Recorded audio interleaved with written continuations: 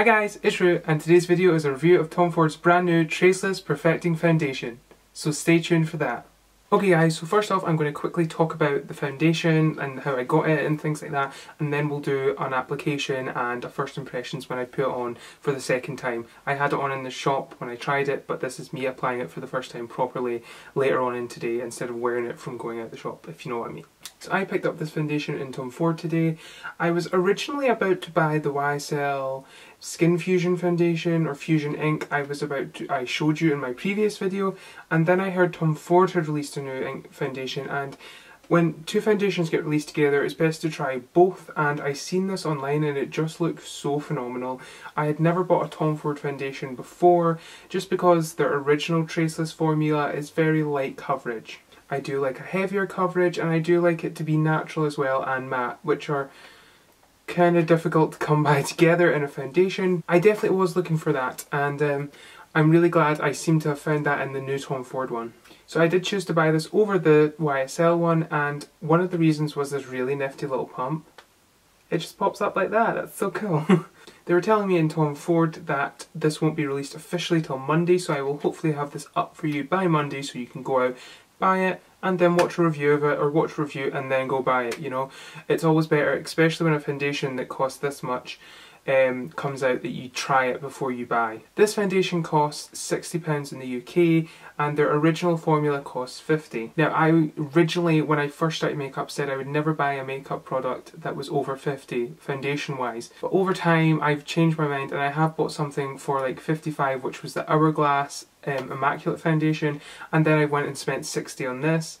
This is beautiful, and I have been able to justify the cost because it is so gorgeous, but it is a pricey foundation, and this brings me to my next point, the packaging. Although it's gorgeous, as you can see it here, it does tend to feel very light because it's made of plastic. And I feel a foundation this much should be glass, it should feel heavy. I know it's great to travel around with, and girls hate a heavy foundation, but money wise this costs a lot and it should feel a little heavier. I got the shade Cream number 1, which is one of the lightest. I don't think it's the lightest, if not the second lightest, even though it's number 1, but yeah, and it's a fabulous match. It came boxed in a little Tom Ford box like this, and it came in a gift wrap bag like Tom Ford always do. I talked to the counter girl quite a lot, so luckily I do get the things wrapped quite well, and I also did get 2 samples with it. Now as far as I'm aware, Tom Ford do not do makeup samples, but they certainly do perfume samples. I got these 2 little perfume samples of their new fragrances. This is Mandarino del Amalfi and Costa Azur. Costa Azur is spicy and the Mandarin one is more citrus. I love citrus and I love spicy, and these are actually the best perfumes by Tom Ford I've ever smelt, so you never know, down the line I might actually buy a full version of these, but I love these little samples. The product alone inside is probably worth about £10 because Tom Ford perfumes are so much, but it's great to get these little perfume samples and just to carry around with you, you know, or collect them, which I think I might actually do. So with that introduction out of the way, I'll get straight on with applying the foundation so you can see what it looks like.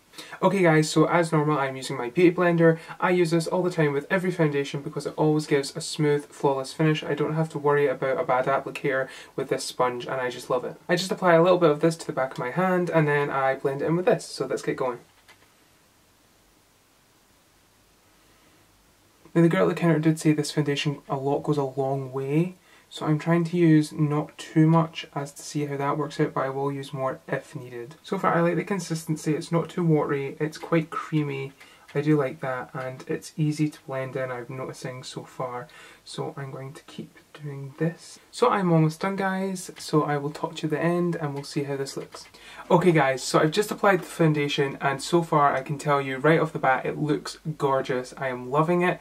I'm going to look a little closer using my Tom Ford bronzer mirror. You can see it here, so we'll just look at it and see how it goes. I absolutely love this. It is now dried down to a matte finish. It starts off glossy and glowy. It's very natural, it looks fabulous, and it's really, you know, it's covered. Even though I'm not using any concealer, it's really covered, and I haven't used any primer or setting powder at all with this product, so I've kept it as natural as possible. And I've also used products in the Tom Ford range. I used the bronzer, which I always use, and I also used the lipstick, which I have on now, Indian Rose. So I've kept it all in the Tom Ford family and they all look beautiful together. And yeah, I absolutely love this. Just Oh my god, it's so beautiful.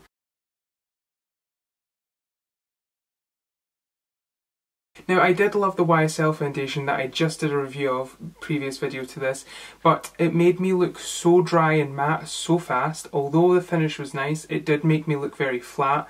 This has just the most gorgeous luminescence to it, as you can see, and it really sets off the features of the rest of your face, you know, sets off your eyes, you know, it brings attention to the glow of your cheeks. Just absolutely beautiful, and I'm so glad, because this is an expensive foundation, and if it can't deliver phenomenal results, then what's the point? Tom Ford rarely do anything wrong, and I just think this is a fabulous foundation to add to their lineup. I strongly recommend it. If I had to rate this out of 10, I'd definitely give it a 9. It is right up there with Luminous Silk and Touche Eclat, maybe even better because it dries down to a matte yet beautiful finish, whereas Touche Eclat and Luminous Silk by Giorgio Armani is quite oily after a while. This looks like it would hold up fine. It feels comfortable, light, gorgeous. It's absolutely phenomenal, everyone. I will do a little close up so you can see it. So hopefully my camera's focusing, you can see it, or you can still see my acne close up. But of course, as I said, I didn't use concealer. I may look a little yellow just now. That's because I am standing under a yellow strobe light, which I use for my lighting. But yes, it's gorgeous finish, luminous, and oh my god, I love it. So now that I've fangirled over the product, hopefully you've got to see it and you've got to look at it. I have had this on previously when I first bought it, when I tried it on when I got home. I had it on for a few hours. It did not get oily. 3 hours no oil, whereas the YSL one did get oily in 1 hour. This just looks phenomenal. I would say it with powder, as I do think it would get oily, but I don't think you'd necessarily need a primer. So I hope you enjoyed the review. That's it, guys. Please feel free to like, subscribe and share this video, and as always, it's been a pleasure. I'm sorry that I've done 2 foundation reviews in a row. It's just kind of how it worked with this new foundation coming out. I totally didn't know about it. It just kind of happened. So yeah, I hope you liked the video, guys, and I hope you're loving this foundation as much as I am. I'll catch you later, and thanks for watching. Bye.